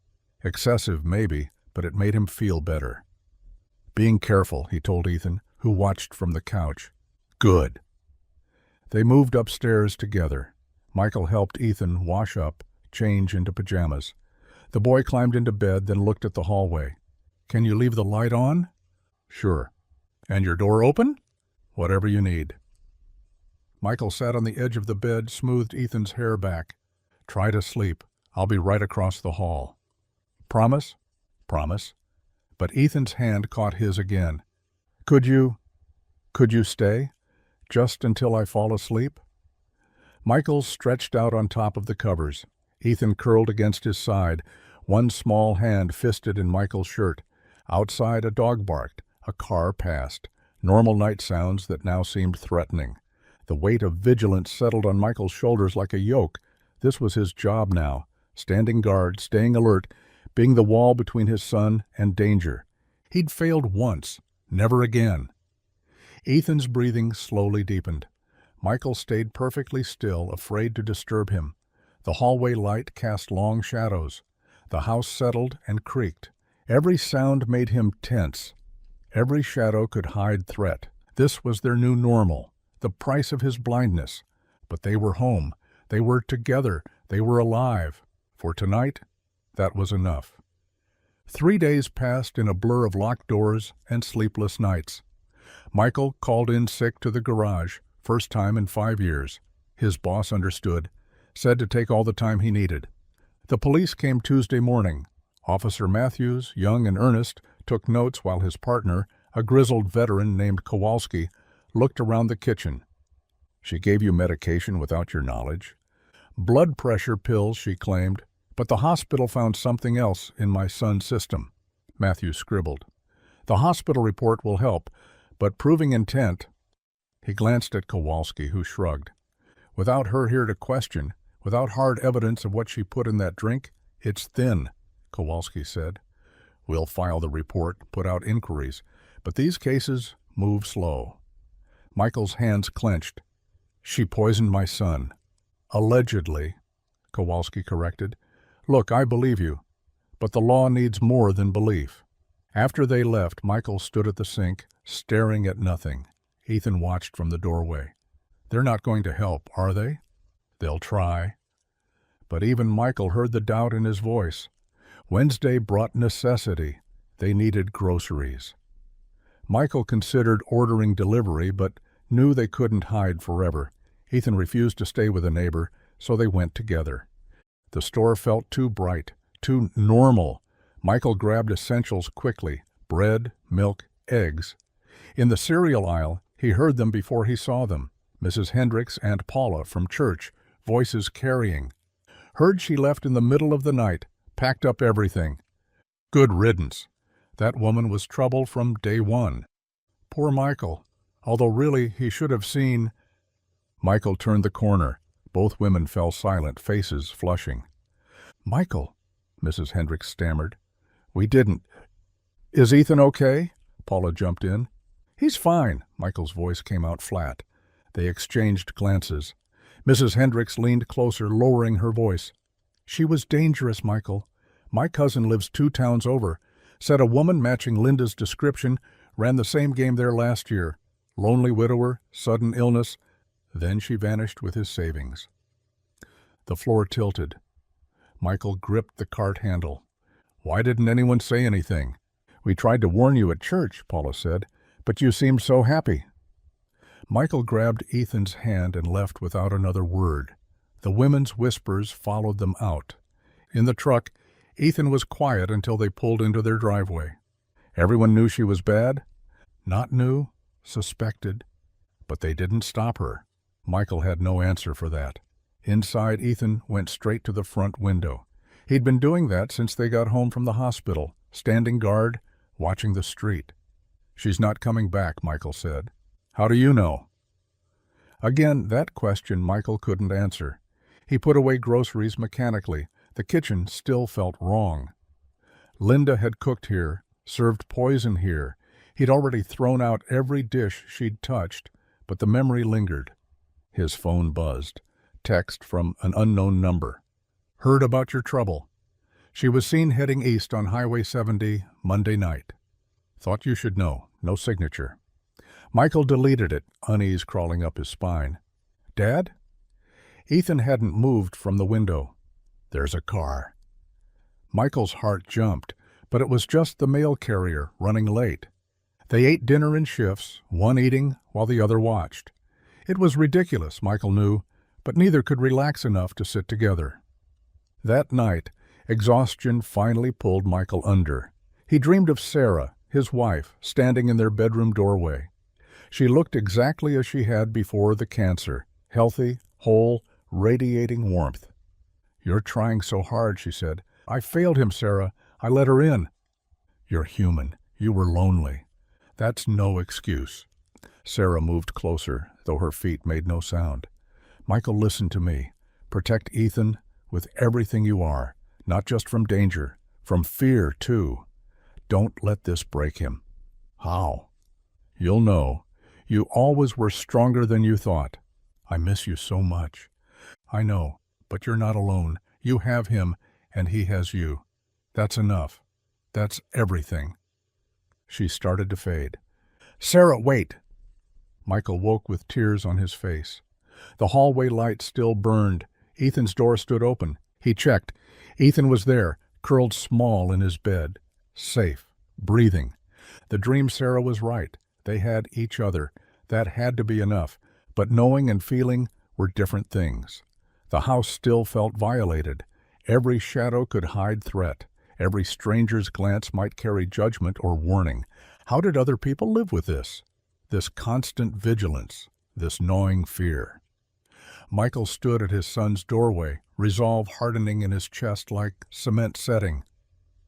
Linda had taken their peace, their security, their trust in the world, but she hadn't taken them from each other, and she never would. The grandfather clock downstairs chimed 3. Hours until dawn, but Michael stayed awake, standing guard. Thursday morning arrived with frost on the windows.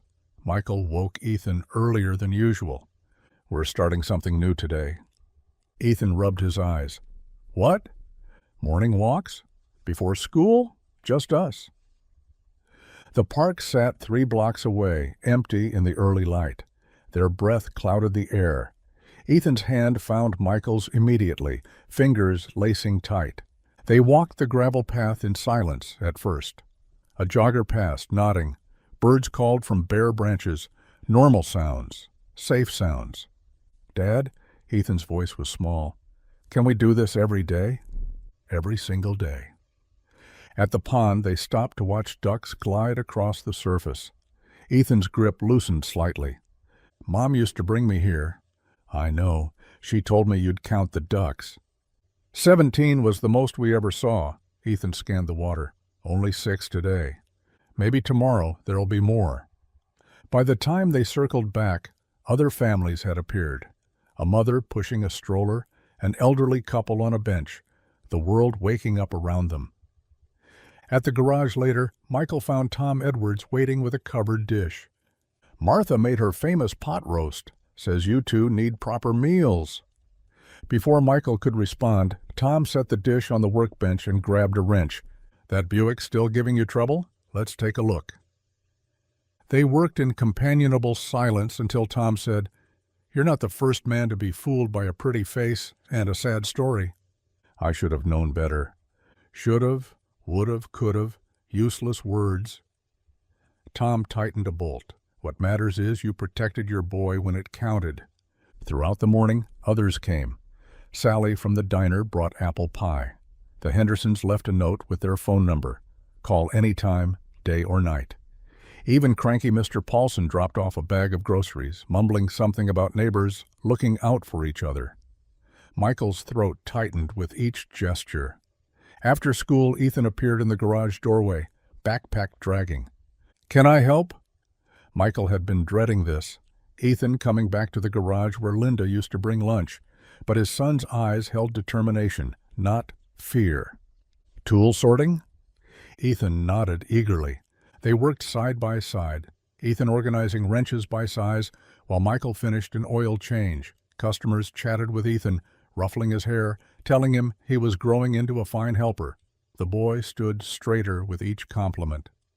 "Dad, Mrs. Chen says I have good hands for detail work." "She's right. You get that from your mom." "Really?" She could spot a loose thread from across the room. They developed a rhythm. Morning walks, school, garage time, dinner, homework, bed. Structure helped. Predictability soothed. But Michael still checked locks twice, still startled at unexpected knocks. Friday afternoon, while Ethan sorted screws, he asked, "Do you think she's far away now?" "I hope so."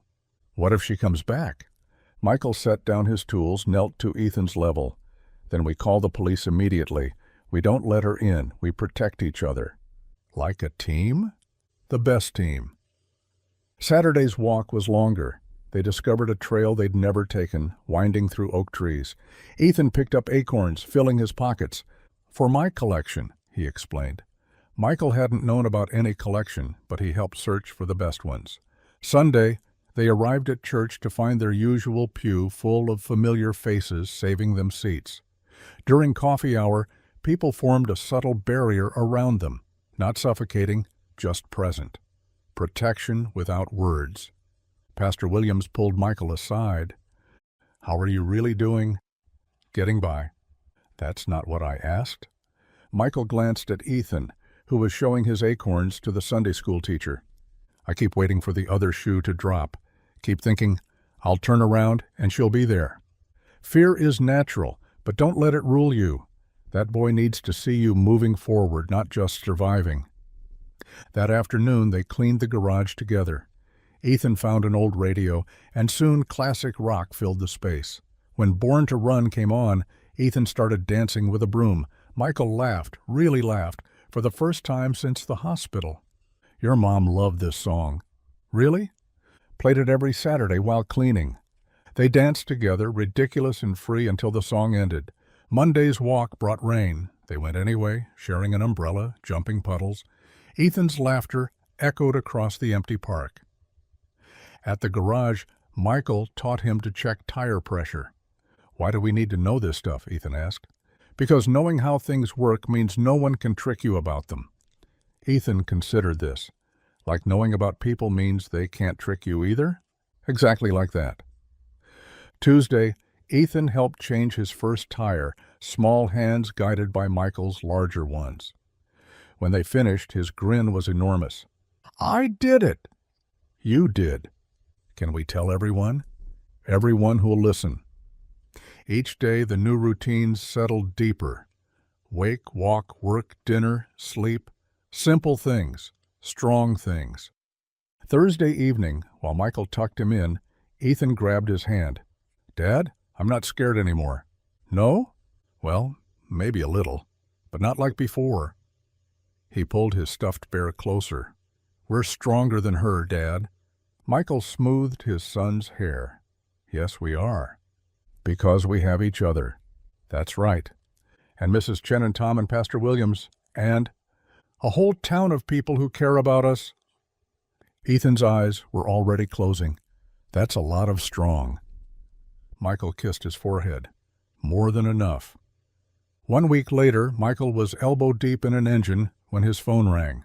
The caller ID showed the local police department. "Mr. Turner, Detective Hayes. We've located Linda Morrison." Michael's wrench clattered to the floor. "Where?" "Cedar Rapids. She was using a different name, but we tracked her through her credit cards." His legs felt weak. He sank onto a stool. Is she coming back?"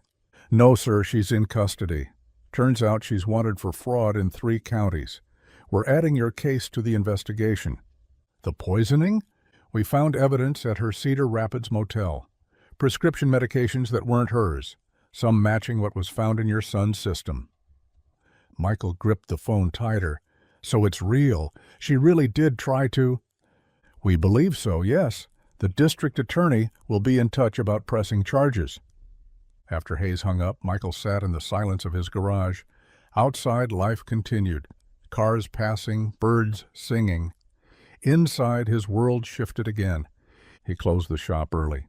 At home, Ethan was at the kitchen table doing homework, tongue poking out in concentration. Michael watched him for a moment, this brave, small person who'd saved them both. "Ethan, we need to talk." The boy's pencil stopped moving. "About her?" "Yes." Michael sat down, pulled his chair close. "The police called. They found Linda in another city." Ethan's eyes widened. "Is she coming back?" "No, never. She's in trouble with the police now, for what she did to us, and to other people, too." "Other people?" "She hurt other families before us, took their money, lied to them." Ethan's hands twisted in his lap. "Why did she pick us?"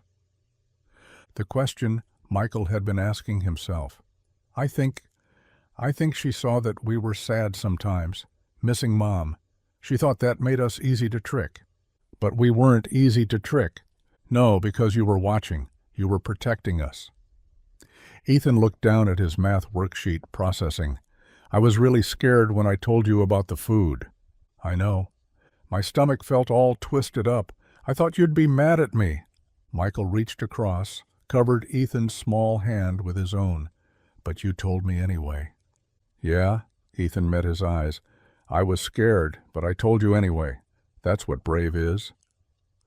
The words hit Michael like a physical force. His 8-year-old son, defining courage with more wisdom than most adults possessed. "Come here." Michael pulled Ethan into his arms, held him tight. The boy smelled like pencil shavings and playground dirt and safety. Michael's eyes burned. "You're the bravest person I know." "Braver than you were in the Army?" "Much braver. In the Army I had a whole unit with me. You stood alone." Ethan pulled back slightly. "Not alone. I had you. Even when I didn't believe you at first? You're my dad. I knew you'd figure it out." Such simple faith. Michael hugged him again, tighter. "Are you crying?" Ethan asked into his shoulder. "A little." "It's okay. I cried too. A lot." They stayed like that until Ethan squirmed. "Dad, you're squishing me." Michael loosened his grip but didn't let go entirely. "What do you need? To feel safe?" Ethan thought. "Can we get new locks? Super strong ones?" "Already ordered them." "And maybe, can Pastor Williams come over to pray with us?" "You want that?" "Mom always said prayers make things less scary." Michael's throat tightened again. "Then that's what we'll do." He called Pastor Williams while Ethan returned to homework. The pastor answered on the second ring. "Michael, good to hear from you." "Pastor, we got news today about Linda." "Oh?" Michael explained the arrest, the evidence, the investigation. Williams listened without interrupting. "How's Ethan handling it?" Michael glanced at his son, who was erasing something with determined concentration. "Better than me, honestly. He asked if you could come by to pray with us." "I'll be there in 20 minutes. "Thank you." "Michael, this isn't weakness asking for help. It's wisdom. I'm starting to learn that." While they waited, Michael made hot chocolate, the good kind with real milk and chocolate, not powder. Ethan abandoned his homework to help, standing on a stool to stir. "Dad, will we have to go to court?" "Maybe. The police will let us know."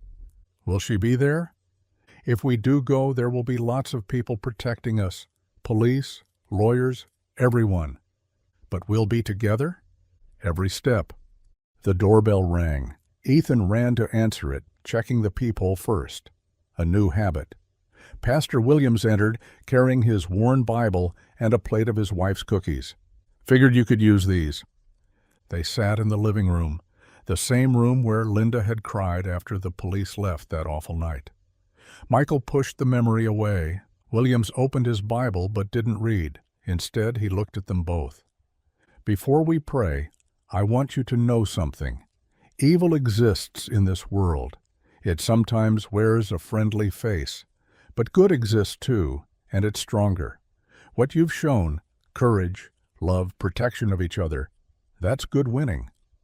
Ethan scooted closer to Michael on the couch. "Now," Williams continued, "let's talk to God about healing and strength." 3 days later, Michael sat across from Detective Harrison at the police station. The fluorescent lights hummed overhead, casting harsh shadows across the metal table between them.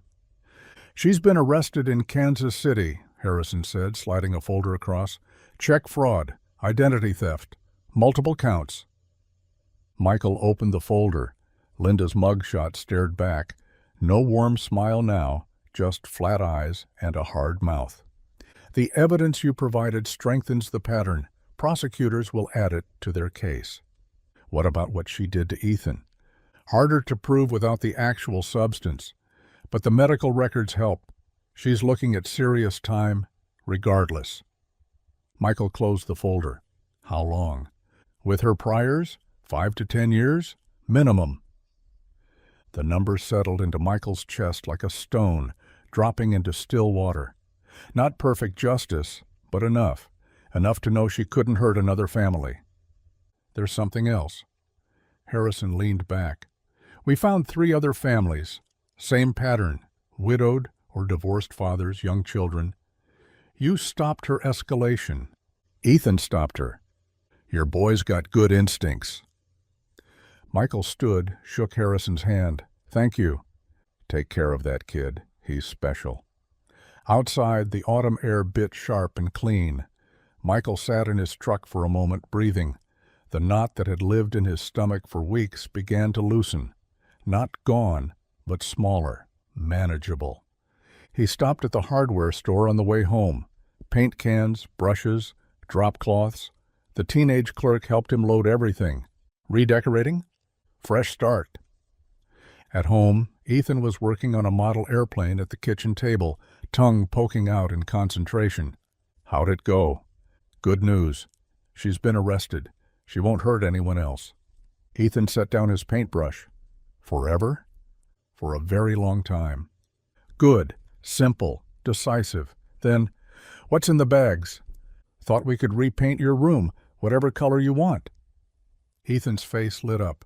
"Really? Even orange? Even orange?" They spread drop cloths across Ethan's bedroom floor, moved his furniture to the center. The old walls were pale blue.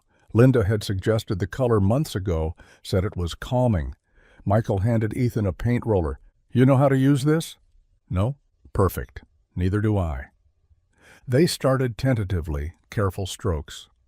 Within 10 minutes, Ethan had orange streaks in his hair. Within 20, Michael's shirt was ruined. They gave up on careful and embraced chaos. "Dad, look!" Ethan had dipped his hand in paint, pressed it to the wall. A perfect orange handprint. Michael dipped his own hand, added his print next to Ethan's. Now it's art. They painted with abandon, rollers, brushes, sometimes fingers. Orange exploded across the walls like captured sunshine. Ethan laughed when Michael accidentally painted his own elbow, laughed harder when he stepped in the paint tray. "We're terrible at this," Michael said, surveying the mess. "We're perfect at this." They were. Not the painting. The walls looked like a pumpkin had exploded, but the moment. The lightness, the way Ethan's laughter filled the room, chasing out shadows. A knock interrupted them. Michael opened the door, paint-covered and grinning. Mrs. Patterson from next door stood with a covered casserole dish. "Thought you might need dinner. I can come back if—" "We're painting," Ethan announced, appearing beside Michael, thoroughly orange. "I see that. Would you like to help?" The invitation surprised Michael even as he said it. Mrs. Patterson smiled. "Let me get my old clothes." She returned with her husband, Tom. Then the Hendersons from across the street saw the commotion and joined. Soon, Ethan's room was full of neighbors, all painting, talking, transforming the space. "This color is certainly bold," Tom said. Ethan picked it. "Then it's perfect." Someone ordered pizza. They ate on the front porch while the paint dried, paper plates balanced on knees. Ethan sat between Michael and the Hendersons' daughter, Sarah, showing her his model airplane. "You want to help me paint it tomorrow?" Sarah nodded, shy but pleased. Michael watched them, something warm unfurling in his chest. Not romantic love. He wasn't ready for that, might never be, but community, connection, the opposite of isolation Linda had tried to create around them. "Thank you," he told Mrs. Patterson, "for the food, the help, everything. Honey, that's what neighbors do. You'd do the same for us." He would. He understood that now. As darkness fell, people drifted home. Michael and Ethan surveyed the bedroom, orange walls already drying, handprints preserved like cave paintings. "It's really bright," Ethan said, having second thoughts. "No, it's happy, like the opposite of scared." Michael pulled him close. "That's exactly what it is." They moved Ethan's furniture back, hung his airplane models from the ceiling with fishing line. The room looked nothing like before, every trace of Linda's influence erased with paint and laughter. That night, Michael tucked Ethan into bed in his blindingly orange room. "Dad, my stomach doesn't hurt anymore." "What do you mean?" "It's been hurting since she came, like twisted up all the time, but it stopped." Michael smoothed his son's hair. "Mine too." Through the window, he could see the Hendersons' porch light, the Pattersons' kitchen window glowing warm. Not alone, never alone. Ethan was already drifting to sleep, but he mumbled, "We're going to be okay now." "Yeah, buddy, we are." Michael stood in the doorway, watching his son sleep surrounded by orange walls and the lingering scent of fresh paint. Tomorrow, they'd finish the model airplane. Tomorrow, they'd have breakfast without checking their food. Tomorrow, they'd continue healing. Tonight, for the first time in months, they were already home. Snow dusted the church parking lot, December's first gift to their small town. Michael tied his volunteer apron, the fabric worn soft from months of Sunday service, at the soup kitchen. Beside him, Ethan struggled with his own apron strings until Michael knelt to help. "There, perfect fit." "Dad, Mrs. Henderson says I'm the best bread person they've ever had." "Bread distribution specialist," Michael corrected, fighting a smile. "That's not a real job." "It is today." The church basement hummed with preparation. Folding tables stretched wall to wall, volunteers arranging plates, stirring pots, the familiar dance of service. Michael took his position at the serving line while Ethan stationed himself at the bread baskets, tongs ready. The doors opened at 5 sharp. They came in slowly at first, the regulars Michael now knew by name: Walter, who'd lost his job at the factory, Susan and her 3 kids, her husband deployed overseas. New faces, too, weathered by cold and circumstance. "Mashed potatoes?"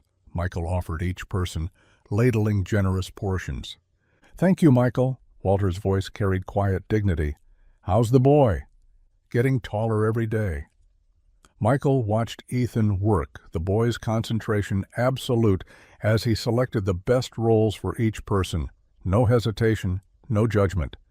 Just service, pure and simple. "2 rolls or 3?" Ethan asked an elderly woman. "Oh, 1 is plenty." "3 it is." Ethan loaded her plate, grinning. "They're really good today. Mrs. Patterson made them." The woman's face softened. "Thank you, sweetheart." The line continued, steady stream of humanity. Michael found rhythm in the work. Scoop, serve, smile, repeat. Across from him, Tom Patterson carved turkey while his wife replenished bread baskets. The Hendersons managed drinks. Pastor Williams moved between tables, sitting with folks listening. This was church. Not the building upstairs with its stained glass and polished pews, but this, hands-serving, hearts open, community in action. "Dad," Ethan called, "we need more rolls." "Kitchen," Mrs. Patterson directed. "Second shelf."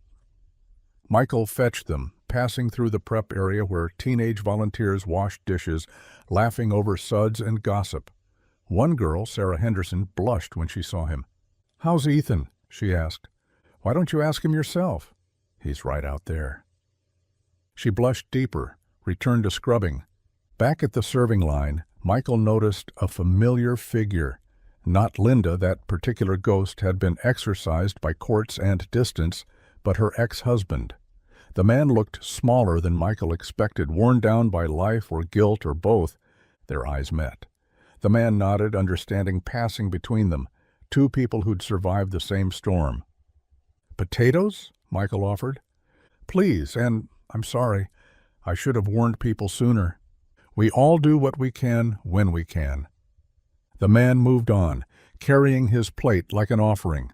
7 o'clock came fast. The last diners finishing, volunteers beginning cleanup. Ethan helped stack chairs, racing Sarah to see who could carry more. Their laughter echoed off basement walls. "Good work today?" Pastor Williams clasped Michael's shoulder.